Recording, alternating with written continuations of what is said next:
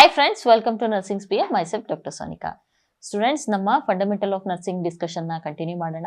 ಇವತ್ತಿನ ಟಾಪಿಕ್ ಬಂದ್ಬಿಟ್ಟು ಮತ್ತೊಂದು ವೈಟಲ್ ಸೈನ್ ಬಗ್ಗೆ ನಾವು ಇವತ್ತು ಡಿಸ್ಕಸ್ ಮಾಡೋಣ. ಆ ವೈಟಲ್ ಸೈನ್ ಬಂದ್ಬಿಟ್ಟು ರೆಸ್ಪಿರೇಷನ್. ಸೊ ರೆಸ್ಪಿರೇಷನ್ ಅಂದ್ರೆ ಏನು, ಯಾವ ತರ ಇರುತ್ತೆ ಅನ್ನೋದನ್ನ ಈ ವಿಡಿಯೋ ಅಲ್ಲಿ ಡಿಸ್ಕಸ್ ಮಾಡೋಣ.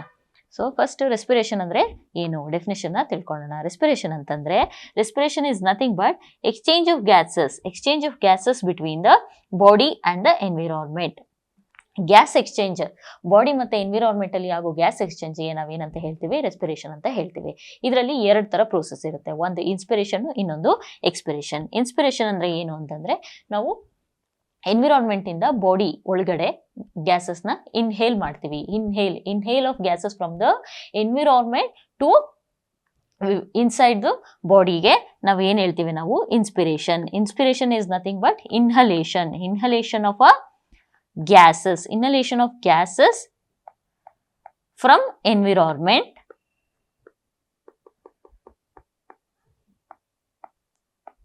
into body. ಸೊ ಹೊರಗಡೆಯಿಂದ ನಾವು ಎನ್ವಿರಾನ್ಮೆಂಟ್ ಇಂದ ಬಾಡಿ ಒಳಗಡೆ ಗ್ಯಾಸಸ್ ನ ತಗೊಳ್ಳೋದಕ್ಕೆ ಏನಂತ ಹೇಳ್ತೇವೆ, ಇನ್ಸ್ಪಿರೇಷನ್ ಅಂತ ಹೇಳ್ತೀವಿ. ಅದೇ ತರ ಎಕ್ಸ್ಪಿರೇಷನ್ ಅಂದ್ರೆ ಇಟ್ ಈಸ್ ನಥಿಂಗ್ ಬಟ್ ಎಕ್ಸಲೇಷನ್ ಅಂದ್ರೆ ಒಳಗಡೆ ಇರೋ, ನಮ್ಮ ಬಾಡಿ ಒಳಗಡೆ ಇರೋ ಗ್ಯಾಸಸ್ ನ ನಾವು ಎನ್ವಿರಾನ್ಮೆಂಟ್ ಗೆ ಮತ್ತೆ ವಾಪಸ್ ಕೊಟ್ಟಾಗ ಅದಕ್ಕೆ ಏನಂತ ಹೇಳ್ತೇವೆ, ನಾವು ಎಕ್ಸಲೇಷನ್ ಅಥವಾ ಎಕ್ಸ್ಪಿರೇಷನ್ ಅಂತ ಹೇಳ್ತೇವೆ. Exhalation of gases from body to environment. So respiration ಅಲ್ಲಿ ಯಾವ್ಯಾವ ಸ್ಟೆಪ್ಸ್ ಇನ್ವಾಲ್ವ್ ಆಗಿರುತ್ತೆ ಅಂದ್ರೆ, ಮೇಜರ್ ಆಗಿ ರೆಸ್ಪಿರೇಷನ್ ಅಲ್ಲಿ 3 ಸ್ಟೆಪ್ ಇನ್ವಾಲ್ವ್ ಆಗಿರುತ್ತೆ. ಫಸ್ಟ್ನೇದು ಬಂದ್ಬಿಟ್ಟು ವೆಂಟಿಲೇಷನ್, ಸೆಕೆಂಡ್ ಬಂದ್ಬಿಟ್ಟು ಡಿಫ್ಯೂಷನ್, ಥರ್ಡ್ ಬಂದ್ಬಿಟ್ಟು ಪರ್ಫ್ಯೂಷನ್.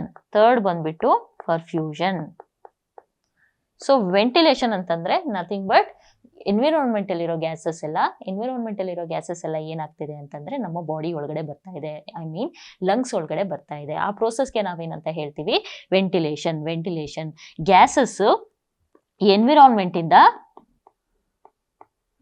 ಬಾಡಿ ಒಳಗಡೆ ಬರೋದಕ್ಕೆ ಅಥವಾ ಲಂಗ್ಸ್ ಒಳಗಡೆ ಬರೋದಕ್ಕೆ ಏನಂತ ಹೇಳ್ತೇವೆ, ನಾವು ವೆಂಟಿಲೇಷನ್ ಅಂತ ಹೇಳ್ತೇವೆ. ನೆಕ್ಸ್ಟ್ ಬಂದ್ಬಿಟ್ಟು ಡಿಫ್ಯೂಷನ್. ಈಗ ಲಂಗ್ಸ್ ಆಲ್ವಿಯೋಲೈಯಲ್ಲಿರೋ ಗ್ಯಾಸಸ್ಗಳು ಏನಾಗಬೇಕು, ಈಗ ಅದೇನ್ ಮಾಡುತ್ತೆ ಅಂತಂದ್ರೆ ಆ ಗ್ಯಾಸಸ್ ಎಲ್ಲ ಎಲ್ಲಿಗೆ ಹೋಗುತ್ತೆ ಅಂತಂದ್ರೆ ಡಿಫ್ಯೂಷನ್ ಅಂತಂದ್ರೆ ಆ ಆಲ್ವಿಯೋಲೈಯಲ್ಲಿರೋ ಗ್ಯಾಸಸ್ ಎಲ್ಲ ಬ್ಲಡ್ ವೆಸಲ್ಸ್ ಇಲ್ಲಿರೋ ಬ್ಲಡ್ ಅಲ್ಲಿ ಡಿಫ್ಯೂಸ್ ಆಗುತ್ತೆ, ಅಂದ್ರೆ ಆಲ್ವಿಯೋಲೈಯಿಂದ ಬ್ಲಡ್ಗೆ ಹೋಗುತ್ತೆ. ಸೊ ಆ ಪ್ರೋಸೆಸ್ಗೆ ನಾವೇನಂತ ಹೇಳ್ತೇವೆ, ಡಿಫ್ಯೂಷನ್ ಅಂತ ಹೇಳ್ತೇವೆ. ಲಂಗ್ಸ್ ಅಲ್ಲಿ ಎಸ್ಪೆಷಲಿ ಆಲ್ವಿಯೋಲೈಯಿಂದ ಬ್ಲಡ್ ವೆಸಲ್ಸ್ ಅಥವಾ ಬ್ಲಡ್ ಒಳಗಡೆ ಹೋಗೋದಕ್ಕೆ ಗ್ಯಾಸಸ್ ಏನಂತ ಹೇಳ್ತೇವೆ, ಡಿಫ್ಯೂಷನ್ ಅಂತ ಹೇಳ್ತೇವೆ. ನೆಕ್ಸ್ಟ್ ಬಂದ್ಬಿಟ್ಟು ಪರ್ಫ್ಯೂಷನ್ ಅಂದ್ರೆ ಬ್ಲಡ್ ಅಲ್ಲಿ ಇರುತ್ತಲ್ಲ, ಬ್ಲಡ್ ಅಲ್ಲಿರೋ ಗ್ಯಾಸಸ್ ನಮ್ಮ ಟಿಶ್ಯೂಸ್ಗೆ ರೀಚ್ ಆಗುತ್ತೆ. ಆ ಪ್ರೋಸೆಸ್ಗೆ ನಾವೇನಂತ ಹೇಳ್ತೀವಿ, ಆ ಸ್ಟೆಪ್ಗೆ ನಾವೇನಂತ ಹೇಳ್ತೀವಿ ಅಂದ್ರೆ ಪರ್ಫ್ಯೂಷನ್. ಸೊ ಲಂಗ್ಸ್, ಬ್ಲಡ್ ಇಂದ ನೆಕ್ಸ್ಟ್ ಟಿಶ್ಯೂಸ್ಗೆ ಗ್ಯಾಸಸ್ ರೀಚ್ ಆಗುತ್ತೆ. So ventilation, diffusion and perfusion, these are the steps of a respiration. So next ಇನ್ನೊಂದು ಏನಂತಂದ್ರೆ, ನಮಗೆ ಇನ್ನೊಂದು ಪಾಯಿಂಟ್ ಇದರಲ್ಲಿ ಏನ್ ತಿಳ್ಕೊಬೇಕು ಅಂದ್ರೆ, ಎಕ್ಸ್ಚೇಂಜ್ ವೆಸಲ್ಸ್ ಅಂದ್ರೆ ಯಾವುದು, ಎಲ್ಲಿ ಗ್ಯಾಸಸ್ ಎಕ್ಸ್ಚೇಂಜ್ ಆಗುತ್ತೆ, ಯಾವ ಪಾರ್ಟ್ ಅಲ್ಲಿ ಗ್ಯಾಸಸ್ ಎಕ್ಸ್ಚೇಂಜ್ ಆಗುತ್ತೆ, ಯಾವ ವೆಸಲ್ಸ್ಗೆ ಎಕ್ಸ್ಚೇಂಜ್ ವೆಸಲ್ಸ್ ಅಂತ ಹೇಳ್ತೀವಿ ನಾವು ಅಂತಂದ್ರೆ ಕ್ಯಾಪಿಲರೀಸ್ಗೆ ನಾವೇನಂತ ಹೇಳ್ತೀವಿ ಅಂದ್ರೆ ಎಕ್ಸ್ಚೇಂಜ್ ವೆಸಲ್ಸ್ ಅಂತ ಹೇಳ್ತೇವೆ. So next anatomy of a lung ಬಗ್ಗೆ ತಿಳ್ಕೊಳ್ಳೋಣ. ಸೊ ಇಲ್ಲಿ ಮಧ್ಯದಲ್ಲಿ ಒಂದು ಟ್ಯೂಬ್ ತರ ಏನ್ ಕಾಣಿಸ್ತಾ ಇದೆಯಲ್ಲ, ಇದಕ್ಕೆ ನಾವೇನಂತ ಹೇಳ್ತೇವೆ ಅಂದ್ರೆ, ಇದಕ್ಕೇನಂತ ಹೇಳೋದು ಅಂದ್ರೆ, ಇದಕ್ಕೆ ಟ್ರೇಕಿಯಾ ಅಂತ ಹೇಳ್ತೇವೆ. ಅಥವಾ ವಿಂಡ್ ಪೈಪ್ ಅಂತ ಏನ್ ಹೇಳ್ತೀವಲ್ಲ, ಅದು that is nothing but trachea. ಇಲ್ಲಿ ಮಧ್ಯದಲ್ಲಿ ಟ್ಯೂಬ್ ತರ ಏನ್ ಕಾಣಿಸ್ತಾ ಇದೆಯಲ್ಲ, ಅದನ್ನ ನಾವೇನಂತ ಹೇಳ್ತೇವೆ ಅಂದ್ರೆ ಟ್ರೇಕಿಯಾ ಏನ್ ಮಾಡುತ್ತೆ ಅಂತಂದ್ರೆ, ಟ್ರೇಕಿಯಾ ಮತ್ತೆ ಬೈಫರ್ಕೇಶನ್ ಆಗ್ಬಿಟ್ಟು ರೈಟ್ ಸೈಡ್ ಮತ್ತೆ ಲೆಫ್ಟ್ ಸೈಡ್ ಅಲ್ಲಿ ಬೈಫರ್ಕೇಶನ್ ಆಗುತ್ತೆ. This is right lung and this is left lung. So bifurcation ಆಗ್ಬಿಟ್ಟು ಏನಾಗುತ್ತೆ ಅಂತಂದ್ರೆ ರೈಟ್ ಬ್ರಾಂಕೈ ಮತ್ತೆ ಲೆಫ್ಟ್ ಬ್ರಾಂಕೈನ ಫಾರ್ಮೇಶನ್ ಮಾಡುತ್ತೆ. ಸೊ ಟ್ರೇಕಿಯಾ ಇದ್ದಿದ್ದು ಫಸ್ಟ್ ಏನಿರುತ್ತೆ, ಟ್ರೇಕಿಯಾ ಇರುತ್ತೆ. ಟ್ರೇಕಿಯಾದಿಂದ ಏನ್ ಬರುತ್ತೆ, ಟ್ರೇಕಿಯಾ ಬೈಫರ್ಕೇಟ್ ಆಗ್ಬಿಟ್ಟು ರೈಟ್ ಬ್ರಾಂಕೈ ಮತ್ತೆ ಲೆಫ್ಟ್ ಬ್ರಾಂಕೈನ ಫಾರ್ಮೇಶನ್ ಮಾಡುತ್ತೆ. ನೆಕ್ಸ್ಟ್ ಏನಾಗುತ್ತೆ, ಈ ಬ್ರಾಂಕಿಯಾ ಇರುತ್ತಲ್ಲ ಅದು ಮತ್ತೆ ಡಿವೈಡ್ ಆಗ್ಬಿಟ್ಟು ಬ್ರಾಂಕಿಯೋಲ್ಸ್ ಫಾರ್ಮೇಶನ್ ಆಗುತ್ತೆ. ಬ್ರಾಂಕಿಯೋಲ್ಸ್ ಆಗಿ ಇದು ಮತ್ತೆ ಫರ್ದರ್ ಡಿವೈಡ್ ಆಗುತ್ತೆ. ಅಟ್ ದ ಎಂಡ್ ಅಲ್ಲಿ ಏನ್ ಬರುತ್ತೆ ಅಂದ್ರೆ ಆಲ್ವಿಯೋಲೈ ಇಲ್ಲೆಲ್ಲ ನೋಡ್ಬೋದು ನೀವು. ಇದೇನಿದೆಯಲ್ಲ ಇದು ಟರ್ಮಿನಲ್ ರೆಸ್ಪಿರೇಟರಿ ಬ್ರಾಂಕಿಯಲ್ ಮತ್ತೆ ಟರ್ಮಿನಲ್ ಬ್ರಾಂಕಿಯಲ್ ಆಗಿ ಫಸ್ಟ್ ಏನಾಗುತ್ತೆ, ಟ್ರೇಕಿಯಾ ಡಿವೈಡ್ ಆಗ್ಬಿಟ್ಟು ಲೆಫ್ಟ್ ಮತ್ತೆ ರೈಟ್ ಬ್ರಾಂಕೈ ಆಗುತ್ತೆ. ರೈಟ್ ಬ್ರಾಂಕೈಯಿಂದ ಮತ್ತೆ ಏನಾಗುತ್ತೆ ಅಂದ್ರೆ ಈಚ್ ಸೈಡ್ ಅಲ್ಲಿ ಬ್ರಾಂಕಿಯೋಲ್ಸ್ ಆಗಿ ಡಿವೈಡ್ ಆಗುತ್ತೆ. ರೆಸ್ಪಿರೇಟರಿ ಮತ್ತೆ ಟರ್ಮಿನಲ್ ಬ್ರಾಂಕಿಯೋಲ್ಸ್ ಆಗಿ ಡಿವೈಡ್ ಆಗ್ಬಿಟ್ಟು ಅಟ್ ದ ಎಂಡ್ ನಮಗೆ ಏನ್ ಬರುತ್ತೆ ಅಂದ್ರೆ ಆಲ್ವಿಯೋಲೈ ಏನಂತಂದ್ರೆ it is nothing but units. ಈ ತರ ಗ್ರೇಪ್ ಲೈಕ್ ಸ್ಟ್ರಕ್ಚರ್ಸ್ ಏನು ನಮಗೆ ಕಾಣಿಸ್ತಾ ಇದೆಯಲ್ಲ, ಇದಕ್ಕೆ ನಾವೇನಂತ ಹೇಳ್ತೀವಿ ಅಂದ್ರೆ at the end of the division ಈ ತರ ಗ್ರೇಪ್ ಲೈಕ್ ಸ್ಟ್ರಕ್ಚರ್ಸ್ ಬರುತ್ತೆ. ಇದಕ್ಕೆ ನಾವೇನಂತ ಹೇಳ್ತೀವಿ ಅಂದ್ರೆ ಆಲ್ವಿಯೋಲೈ ಅಂತ ಹೇಳ್ಬಿಟ್ಟು ಹೇಳ್ತೇವೆ. ಇಲ್ಲೇ ನಮ್ಮ ಗ್ಯಾಸಸ್ ಏನಿದೆಯಲ್ಲ ಅದು ಎಕ್ಸ್ಚೇಂಜ್ ಆಗೋದು, ಇಲ್ಲಿಂದನೇ ಗ್ಯಾಸಸ್ ಎಕ್ಸ್ಚೇಂಜ್ ಆಗೋದು ಎಲ್ಲಿಗೆ, ಬ್ಲಡ್ ವೆಸಲ್ಸ್ಗೆ. ಸೊ ಇನ್ಸ್ಪಿರೇಷನ್ ಮತ್ತೆ ಎಕ್ಸ್ಪಿರೇಷನ್ ಯಾವ ತರ ಆಗುತ್ತೆ ಅನ್ನೋದ್ರ ಬಗ್ಗೆ ತಿಳ್ಕೊಳ್ಳೋಣ. First inspiration.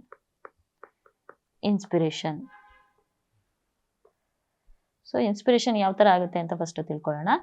ಇನ್ಸ್ಪಿರೇಷನ್ ಅಂದ್ರೆ ಏನ್ ಹೇಳಿದೆ ನಾನು, ನಾವು ಎನ್ವಿರಾನ್ಮೆಂಟ್ ಇಂದ ಒಳಗಡೆ ನಮ್ಮ ಲಂಗ್ಸ್ ಒಳಗಡೆ ಏನು ಗಾಳಿ ಎಕ್ಸ್ಚೇಂಜ್ ಆಗುತ್ತಲ್ಲ ಆ ಪ್ರೊಸೆಸ್ಗೆ ನಾವೇನಂತ ಹೇಳ್ತೀವಿ, ಇನ್ಸ್ಪಿರೇಷನ್ ಅಂತ ಹೇಳ್ತೀವಿ. ಸೊ ರೆಸ್ಪಿರೇಷನ್ ಅಂತ ಬಂದಾಗ ನಾವು ಮೇನ್ ಆಗಿ ಫಸ್ಟ್ ತಿಳ್ಕೊಬೇಕಾಗಿರೋದು ಡಯಾಫ್ರಮ್ ಬಗ್ಗೆ. Diaphragm is a dome shaped structure. ಏನಿರುತ್ತೆ ಅಂತಂದ್ರೆ ಡೂಮ್ ಶೇಪ್ಡ್ ಸ್ಟ್ರಕ್ಚರ್ ಎಲ್ಲಿರುತ್ತೆ ಅಂತಂದ್ರೆ it is present below the lungs. So inspiration ಅಲ್ಲಿ ಏನಾಗುತ್ತೆ ಅಂದ್ರೆ ಡಯಾಫ್ರಮ್ ಇದೆಯಲ್ಲ ಅದು contraction. There will be a contraction of the diaphragm. This is the main muscle which helps in the inspiration.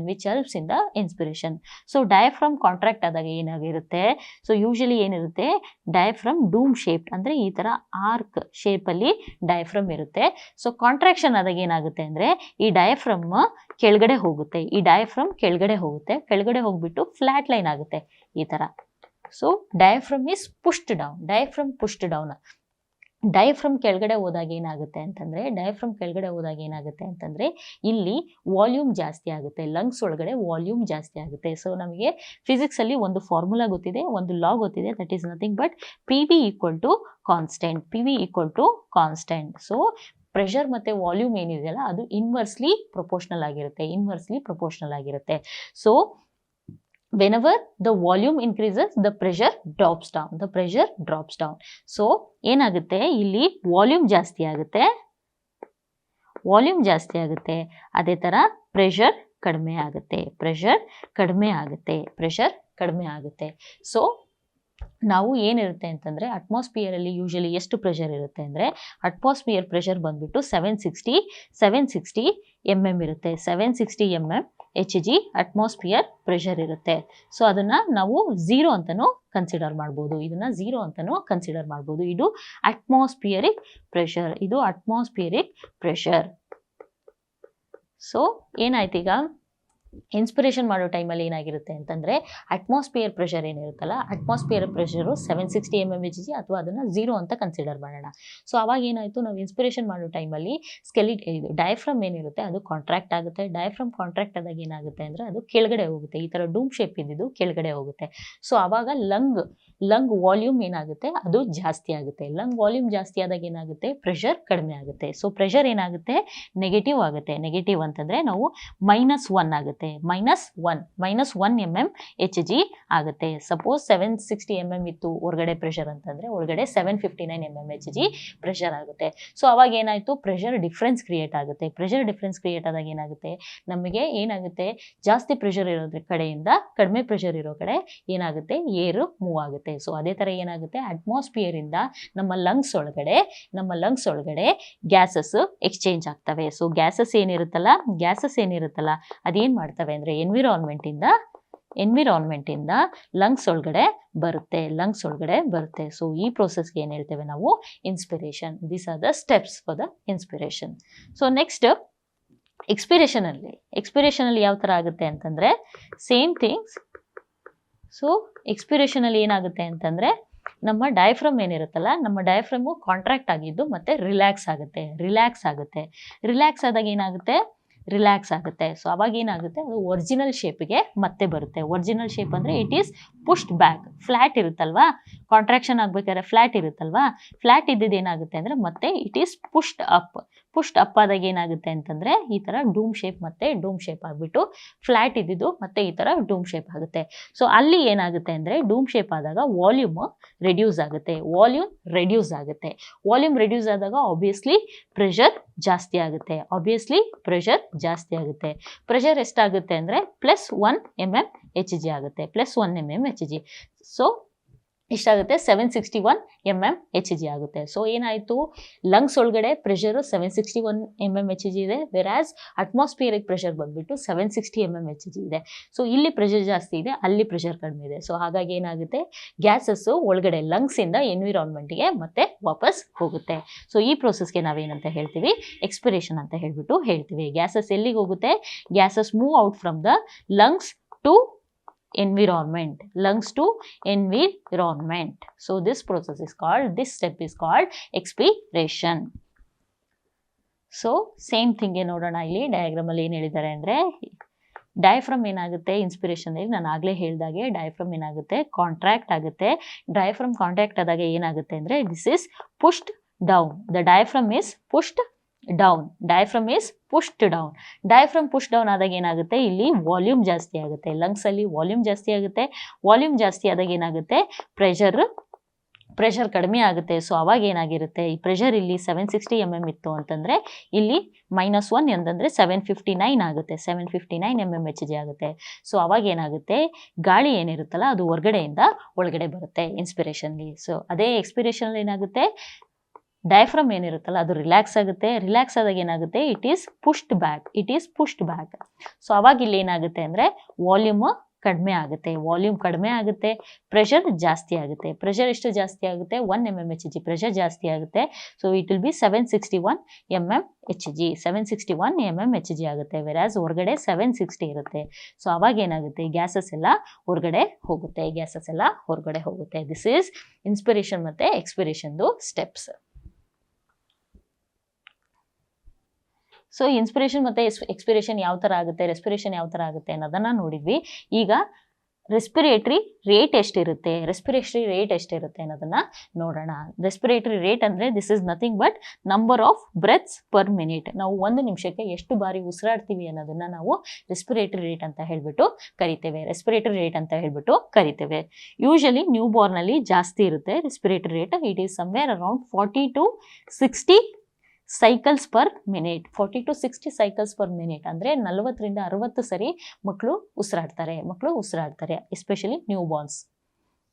ಆಮೇಲೆ infants in 1 year ಆದಾಗ respiratory rate ಬಂದ್ಬಿಟ್ಟು 30 cycles per minute ಆಗುತ್ತೆ.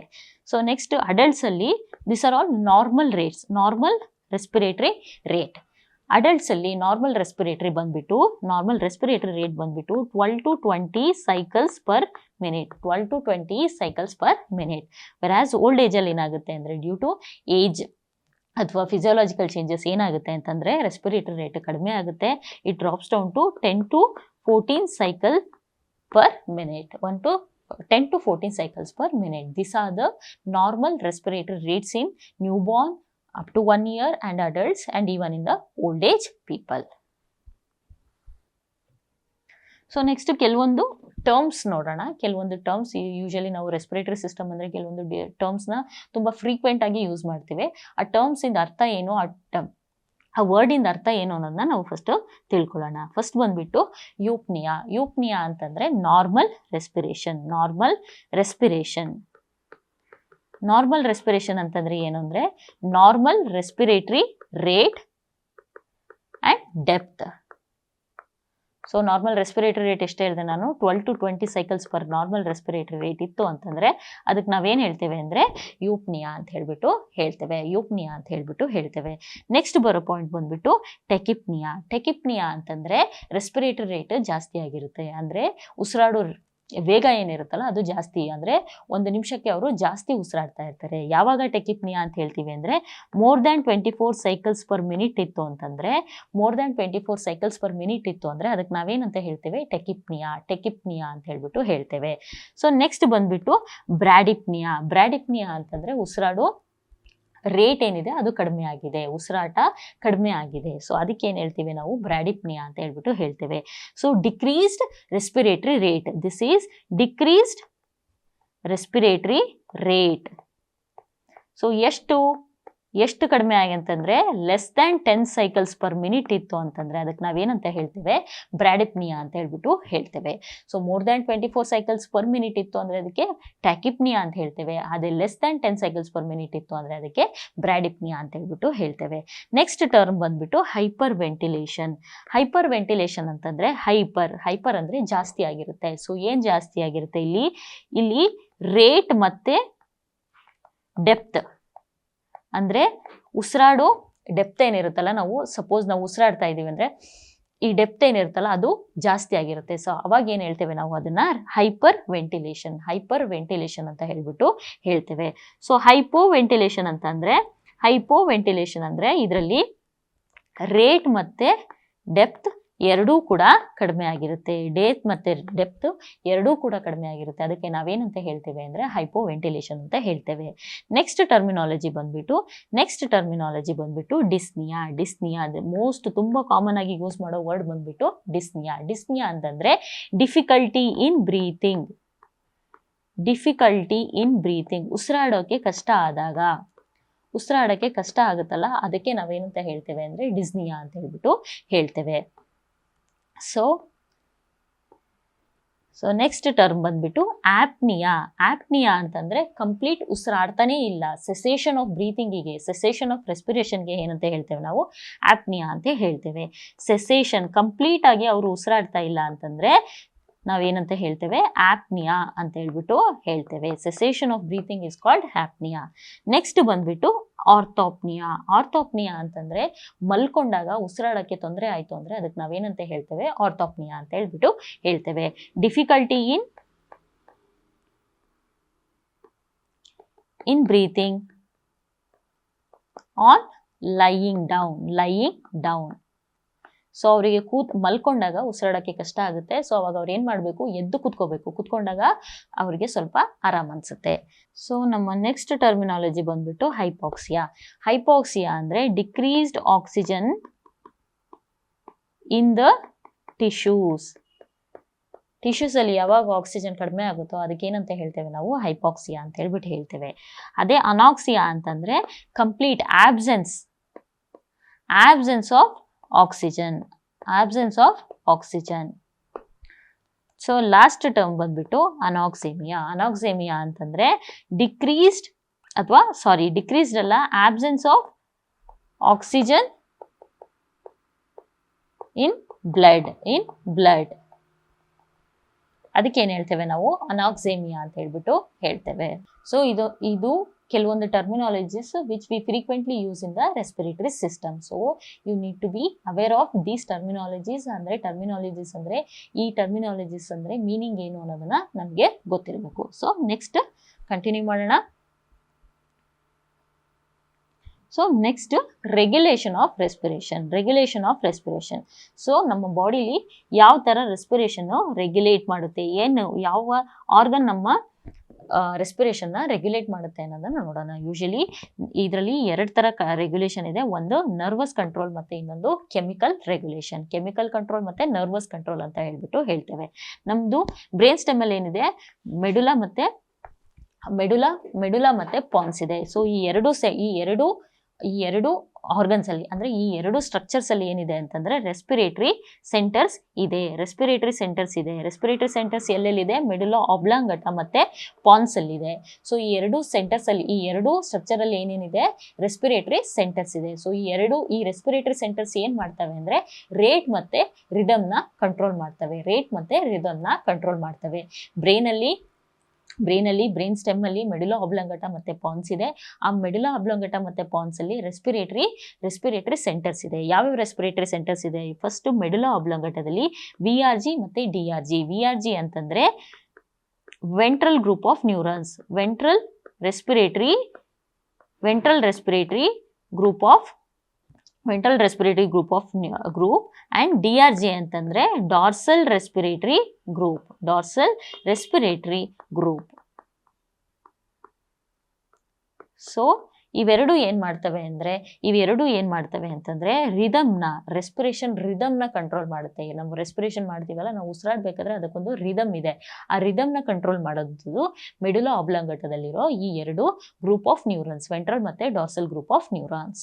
Next ಬಂದ್ಬಿಟ್ಟು ಪಾನ್ಸ್ ಅಲ್ಲಿ ಏನಿದೆ ಅಂತಂದ್ರೆ ಪಾನ್ಸ್ ಅಲ್ಲೂ ಕೂಡ ಎರಡು ಸೆಂಟರ್ಸ್ ಇದೆ. ಅದಕ್ಕೆ ಏನಂತ ಹೇಳ್ತೀವಿ ಅಂದ್ರೆ ಆಪ್ನಿಯೋಸ್ಟಿಕ್ ಮತ್ತೆ ನ್ಯೂಮೋಟಾಕ್ಸಿಕ್ ಸೆಂಟರ್ಸ್ ಅಂತ ಹೇಳ್ಬಿಟ್ಟು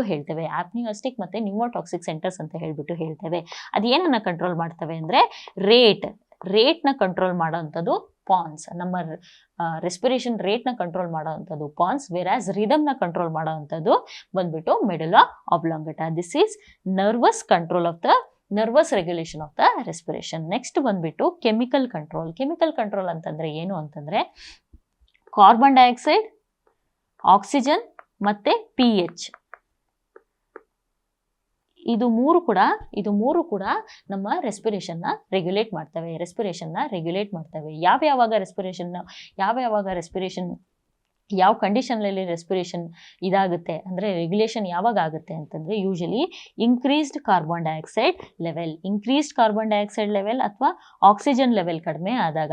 ಕಾರ್ಬನ್ ಡೈಆಕ್ಸೈಡ್ ಲೆವೆಲ್ ಜಾಸ್ತಿ ಆದಾಗ ಏನಾಗುತ್ತೆ ಅಂತಂದರೆ obviously H+, carbon dioxide is an acid ಜಾಸ್ತಿ ಆದಾಗ ಏನಾಗುತ್ತೆ, pH ಕೂಡ ಜಾಸ್ತಿ ಆಗುತ್ತೆ. So increased pH. ಸೊ ಈ ಮೂರು ಕಂಡೀಷನ್ ಅಲ್ಲಿ ಏನಾಗುತ್ತೆ ಅಂತಂದ್ರೆ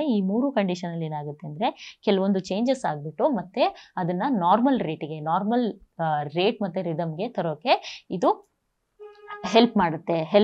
ಸೊ ಅವಾಗ ಏನಾಗುತ್ತೆ, ಕಾರ್ಬನ್ ಡೈಆಕ್ಸೈಡ್ ಲೆವೆಲ್ ಜಾಸ್ತಿ ಆದಾಗ, ಆಕ್ಸಿಜನ್ ಲೆವೆಲ್ ಕಡಿಮೆ ಆದಾಗ ಮತ್ತೆ pH ಜಾಸ್ತಿ ಆದಾಗ ಏನ್ ಮಾಡುತ್ತೆ, ಮತ್ತೆ ಇದು ರೆಗ್ಯುಲೇಟ್ ಮಾಡುತ್ತೆ. ಅಂತಂದ್ರೆ ಮತ್ತೆ ನಾರ್ಮಲ್ ರೆಸ್ಪಿರೇಟರಿ ರೇಟ್ ಮತ್ತೆ ರಿದಮ್ನ ಅಟೈನ್ ಮಾಡೋಕ್ಕೆ ಕೆಲವೊಂದು ಚೇಂಜಸ್ ಆಗುತ್ತೆ. ಸೊ ಯೂಶಲಿ ಪ್ರೈಮರಿ ಡ್ರೈವ್ ಬಂದ್ಬಿಟ್ಟು in a normal people primary drive ಬಂದ್ಬಿಟ್ಟು ಇನ್ಕ್ರೀಸ್ಡ್ ಕಾರ್ಬನ್ ಡೈಆಕ್ಸೈಡ್ ಬಂದ್ಬಿಟ್ಟು is the primary drive in a normal people. Whereas in a COPD patient, this is the question for you guys. COPD patient ಅಲ್ಲಿ hypoxic drive ಇರುತ್ತೆ. So usually ನಾವು respond ಮಾಡೋವಂಥದ್ದು normal patients ಅಲ್ಲಿ increased carbon dioxide level ಜಾಸ್ತಿ ಆದಾಗ usually ನಾವು respond ಮಾಡ್ತೀವಿ. ವೆರಾಸ್ COPD patients ಅಲ್ಲಿ ಏನಾಗುತ್ತೆ ಅಂದ್ರೆ ಹೈಪಾಕ್ಸಿಕ್ ಡ್ರೈವ್ ಇರುತ್ತೆ. ಸೊ ಅವರು ಮೇನ್ ಆಗಿ ಉಸಿರಾಡೋದೇ ಆಕ್ಸಿಜನ್ ಲೆವೆಲ್ ಕಡಿಮೆ ಆಗಿರೋದ್ರಿಂದ the hypoxic drive is seen in COPD patients.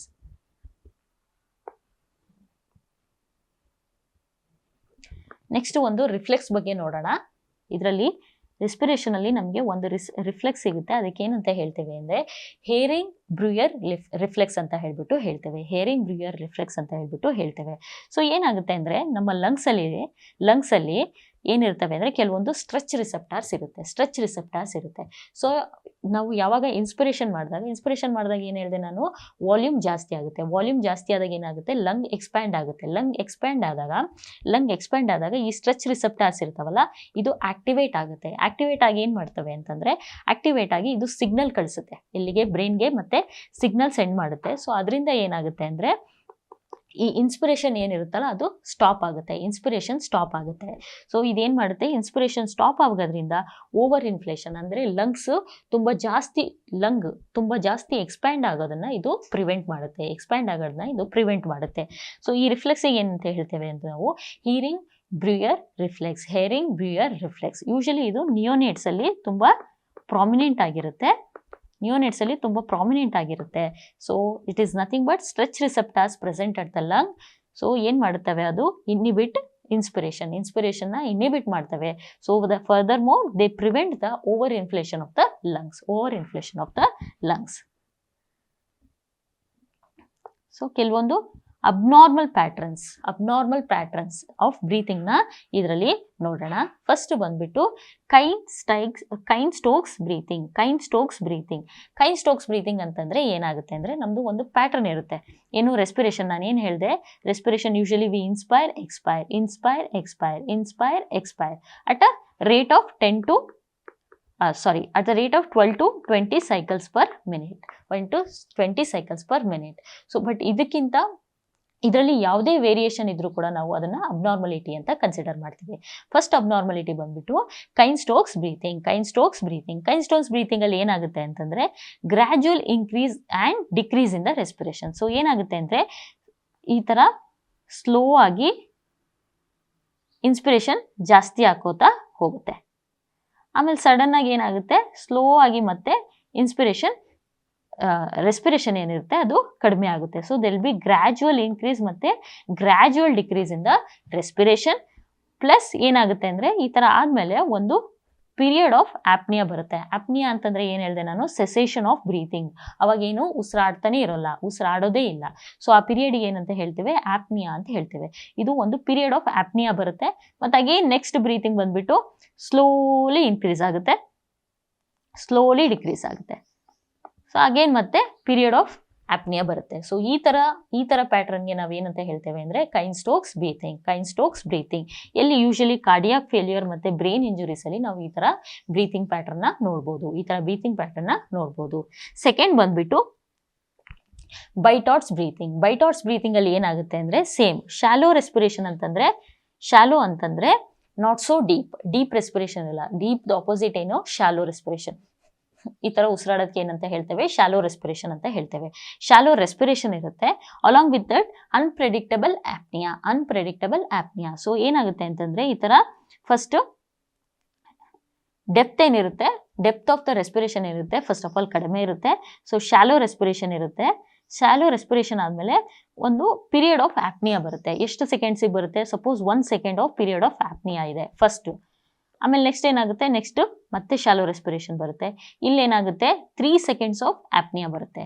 Next ಏನಾಗುತ್ತೆ ಮತ್ತೆ 1 second ಆಫ್ ಆಪ್ನಿಯಾ ಬರುತ್ತೆ, ಇಲ್ಲ 2 seconds ಆಫ್ ಆಪ್ನಿಯಾ ಬರುತ್ತೆ. ಸೊ ಇದೇನಿರುತ್ತಲ್ಲ, ಈ ಪೀರಿಯಡ್ ಆಫ್ ಆಪ್ನಿಯಾ ಏನಿದೆಯಲ್ಲ ಇದು ಅನ್ಪ್ರೆಡಿಕ್ಟೇಬಲ್, ನಾವು ಪ್ರೆಡಿಕ್ಟ್ ಮಾಡೋಕ್ಕಾಗಲ್ಲ. ಒಂದ್ಸರಿ ಒಂದು ಟೈಮಿಂಗ್ ಒಂದು ರೇಟಲ್ಲಿ ಇರುತ್ತೆ, ನೆಕ್ಸ್ಟ್ ಟೈಮ್ ಇನ್ನೊಂದು ಥರ ಆಗುತ್ತೆ. ಸೊ ಅದನ್ನ ಏನಂತ ಹೇಳ್ತೇವೆ ನಾವು, ಬೈಟಾಟ್ಸ್ ಬ್ರೀತಿಂಗ್ ಅಂತ ಹೇಳ್ತೇವೆ. ಸೊ ಯೂಶಲಿ ಎಲ್ಲಿರುತ್ತೆ ಇದು, ಲೀಷನ್ಸ್ ಅಟ್ ಮೆಡುಲಾ ಆಬ್ಲಾಂಗಟ ಮತ್ತೆ ಹೆಡ್ ಇಂಜುರಿ ಆದಾಗ ಏನಾಗುತ್ತೆ, ಈ ತರ ಬೈಟಾಟ್ಸ್ ಬ್ರೀತಿಂಗ್ ಬರುತ್ತೆ. ಸೊ ನಾನು ಆಗ್ಲೇ ಏನ್ ಹೇಳಿದೆ, ಮೆಡುಲಾ ಆಬ್ಲಾಂಗಟ ಏನ್ ಮಾಡುತ್ತೆ ಅಂದ್ರೆ ರಿದಮ್ ಕಂಟ್ರೋಲ್ ಮಾಡುತ್ತೆ. ಸೊ ಅದಕ್ಕೆ ಇಂಜುರಿ ಆದಾಗ ಅಥವಾ ಅದಕ್ಕೆ ಏನಾದ್ರೂ ಲೀಷನ್ಸ್ ಇತ್ತು ಅದರಲ್ಲಿ ಅಂತಂದ್ರೆ ಯೂಶಲಿ ನಾವು ಬೈಟಾಟ್ಸ್ ಬ್ರೀತಿಂಗ್ ನ ನೋಡ್ಬೋದು. ಸೊ ನೆಕ್ಸ್ಟ್ ಬಂದ್ಬಿಟ್ಟು ಕುಸ್ಮಲ್ಸ್ ಬ್ರೀತಿಂಗ್ ಅಂತೂ ತುಂಬಾ ಕಾಮನ್ ಆಗಿ ನೋಡ್ತೀವಿ ನಾವು. ಯಾಕೆ ಅಂತಂದ್ರೆ ಕುಸ್ಮಲ್ ಬ್ರೀತಿಂಗ್ ಇಸ್ ಎಲ್ಲಿ ನೋಡ್ತೇವೆ, diabetic ketoacidosis. One of the complication of diabetes is nothing but diabetic ketoacidosis. Ketoacidosis ಅಲ್ಲಿ ನಾವೇನ್ ನೋಡ್ತೇವೆ ಅಂದ್ರೆ ಕುಸ್ಮಲ್ಸ್ ಬ್ರೀತಿಂಗ್ ನ ನೋಡ್ತೇವೆ. ಕುಸ್ಮಲ್ಸ್ ಬ್ರೀತಿಂಗ್ ಅಂತಂದ್ರೆ ಏನು ಅಂದ್ರೆ deep and laboured regular breathing. ಇದರಲ್ಲಿ ರೆಗ್ಯುಲರ್ ಆಗಿ ಬ್ರೀತ್ ಮಾಡ್ತಾನೆ ಇರ್ತಾರೆ, but problem is with deep laboured breathing ಅಂದ್ರೆ ಅವರು ತುಂಬಾ ಏನೋ ಸುಸ್ತಾಗಿದೆ ಅನ್ನೋ ತರ ಉಸಿರಾಡ್ತಾ ಇರ್ತಾರೆ. ಸೊ ಅದಕ್ಕೆ ಏನಂತ ಹೇಳ್ತೇವೆ ನಾವು, ಕುಸ್ಮಲ್ಸ್ ಬ್ರೀತಿಂಗ್. ಸೊ ಎಲ್ಲಿ ನೋಡ್ಬೋದು ಅದನ್ನ, ಡಯಾಬಿಟಿಕ್ ಕೀಟೋಸಿಡೋಸಿಸ್ ಅಥವಾ ಮೆಟಬಾಲಿಕ್ ಅಸಿಡೋಸಿಸ್ ಅಲ್ಲಿ ನಾವು ಕುಸ್ಮಲ್ಸ್ ಬ್ರೀತಿಂಗ್ ನ ನೋಡ್ಬೋದು. ನೆಕ್ಸ್ಟ್ ಬಂದ್ಬಿಟ್ಟು ಆಪ್ನಿಯಾಸ್ಟಿಕ್ ಬ್ರೀತಿಂಗ್ ಅಂತಂದ್ರೆ ಏನು ಅಂದ್ರೆ prolonged inspiratory phase with shorted expiratory phase. Normal ಆಗಿ ಏನಿರುತ್ತೆ ಅಂತಂದ್ರೆ, ನಾರ್ಮಲ್ ಬ್ರೀತಿಂಗ್ ಅಲ್ಲಿ ಏನಿರುತ್ತೆ ಅಂದ್ರೆ ಇನ್ಸ್ಪಿರೇಷನ್ ಏನಿರುತ್ತೆ ಅದು ಕಡಿಮೆ ಇರುತ್ತೆ. Inspiration is less than expiration. ಅಂತಂದ್ರೆ ನಾವು ಇನ್ಸ್ಪೈರ್ ಮಾಡೋಕ್ಕೆ ಏನು ಟೈಮ್ ತಗೊಂತೀವಲ್ಲ ಅದು ಕಡಿಮೆ ಇರುತ್ತೆ than the expiration. But apneustic breathing ಅಲ್ಲಿ ಏನಿರುತ್ತೆ ಅಂದ್ರೆ prolonged inspiratory phase and short expiratory phase. So ಇದೇ ತರ prolonged inspiratory phase, short expiratory phase. prolonged short. So suppose ನಾವು ನಾರ್ಮಲ್ ರೆಸ್ಪಿರೇಷನ್ ಅಲ್ಲಿ 2 seconds ಇನ್ಸ್ಪಿರೇಷನ್ ತಗೊಂತೀವಿ ಅಥವಾ 3 seconds ಎಕ್ಸ್ಪಿರೇಷನ್ ತಗೊಂತೀವಿ ಅಂದ್ರೆ, ವೆರಾಸ್ ಆಪ್ನಿಯಾಸ್ಟಿಕ್ ಬ್ರೀತಿಂಗ್ ಅಲ್ಲಿ ಏನಾಗುತ್ತೆ ಅಂದ್ರೆ 4 seconds ಇನ್ಸ್ಪಿರೇಷನ್ ತಗೋತಾ ಇರ್ತೀವಿ, 1 second ಮಾತ್ರ ಎಕ್ಸ್ಪಿರೇಷನ್ ಗೆ ತಗೋತಾ ಇರ್ತೀವಿ. So this type of breathing is called apneustic breathing. So this is all about the respiration. So ನಮ್ದು ವಿಡಿಯೋ ಲಾಸ್ಟ್ ಸ್ಲೈಡ್ ಅಲ್ಲಿ ಏನ್ ನೋಡೋಣ ಅಂದ್ರೆ ಯಾವ್ಯಾವ ಪಾಯಿಂಟ್ಸ್ ನಾವು ನೆನ್ಪಿಟ್ಕೋಬೇಕು, ಪಾಯಿಂಟ್ಸ್ ಟು ರಿಮೆಂಬರ್ ನ ನೋಡೋಣ. ಸೊ ಫಸ್ಟ್ ಪಾಯಿಂಟ್ ಬಂದ್ಬಿಟ್ಟು ಎಕ್ಸ್ಚೇಂಜ್ ವೆಸಲ್ಸ್. ನಾನು ಫಸ್ಟ್ ಸ್ಲೈಡ್ ಅಲ್ಲಿ ಹೇಳಿದೆ exchange vessels are nothing but capillaries ನಾವು ಏನಂತ ಹೇಳ್ತೇವೆ, ಎಕ್ಸ್ಚೇಂಜ್ ವೆಸಲ್ಸ್ ಅಂತ ಹೇಳ್ತೇವೆ. ಸೊ ಕ್ಯಾಪಿಲರೀಸ್ ಅಲ್ಲೇ ಏನಾಗೋದು ಅಂತಂದ್ರೆ ಗ್ಯಾಸಸ್ ಏನಿರುತ್ತಲ್ಲ ಒಂದ್ ಕಡೆ ಆಲ್ವಿಯೋಲೈ ಇಂದ ಬ್ಲಡ್ಗೆ ಎಕ್ಸ್ಚೇಂಜ್ ಆಗದೆ ಈ ಕ್ಯಾಪಿಲರೀಸ್ ಮುಖಾಂತರ. ಸೊ ನೆಕ್ಸ್ಟ್ ಬಂದ್ಬಿಟ್ಟು ಡ್ಯೂರಿಂಗ್ ಇನ್ಸ್ಪಿರೇಷನ್ ಡಯಾಫ್ರಮ್ ಏನಾಗುತ್ತೆ, ಡಯಾಫ್ರಮ್ ಈಸ್ ಪುಷ್ಡ್ ಡೌನ್. ನಾನೇನು ಹೇಳಿದೆ, ಡೋಮ್ ಶೇಪ್ ಅಲ್ಲಿ ಇರುತ್ತೆ diaphragm. So it is pushed down. So push down ಆದಾಗ ಏನಾಗುತ್ತೆ, ವಾಲ್ಯೂಮ್ ಜಾಸ್ತಿ ಆಗುತ್ತೆ, ಪ್ರೆಷರ್ ಕಡಿಮೆ ಆಗುತ್ತೆ. ಸೊ ಅವಾಗ ಏನಾಗುತ್ತೆ, ಏರ್ ಮೂವ್ಸ್ ಇನ್. ಸೊ ಅದೇ ಎಕ್ಸ್ಪಿರೇಷನ್ ಅಲ್ಲಿ ಏನಾಗುತ್ತೆ, ಎಕ್ಸ್ಪಿರೇಷನ್ ಅಲ್ಲಿ ಉಲ್ಟಾ ಆಗುತ್ತೆ. ಎಕ್ಸ್ಪಿರೇಷನ್ ಅಲ್ಲಿ diaphragm is pushed up, diaphragm push up ಆಗುತ್ತೆ. ಸೊ ಅದರಿಂದ ಏನಾಗುತ್ತೆ, ವಾಲ್ಯೂಮ್ ಕಡಿಮೆ ಆಗುತ್ತೆ, ಪ್ರೆಷರ್ ಜಾಸ್ತಿ ಆಗುತ್ತೆ, air moves out. So the diaphragm is supplied by which nerve? Diaphragm is supplied by phrenic nerve. Next ಬಂದ್ಬಿಟ್ಟು respiratory centres are situated at. Respiratory centres ಎಲ್ಲಿರುತ್ತೆ ಹೇಳಿದೆ ನಾನು, ಬ್ರೈನ್ ಅಲ್ಲಿ ಮೆಡುಲಾ ಆಬ್ಲಾಂಗಟ ಮತ್ತೆ ಪಾನ್ಸ್ ಅಲ್ಲಿ ರೆಸ್ಪಿರೇಟರಿ ಸೆಂಟರ್ಸ್ ಸಿಚುಯೇಟೆಡ್ ಇರುತ್ತೆ. ನಮ್ದು ಮೆಡುಲಾ ಆಬ್ಲಾಂಗಟ ಏನಿದೆ ಅದು ರಿದಮ್ ನ ಕಂಟ್ರೋಲ್ ಮಾಡುತ್ತೆ, ವೆರಾಸ್ ಪಾನ್ಸ್ ಇರೋದಲ್ಲ ಅದು ರೇಟ್ ನ ಕಂಟ್ರೋಲ್ ಮಾಡುತ್ತೆ. ಸೊ ಕೆಮಿಕಲ್ ಕಂಟ್ರೋಲ್ ಬಂದ್ಬಿಟ್ಟು increase carbon dioxide, decrease oxygen level and increased pH.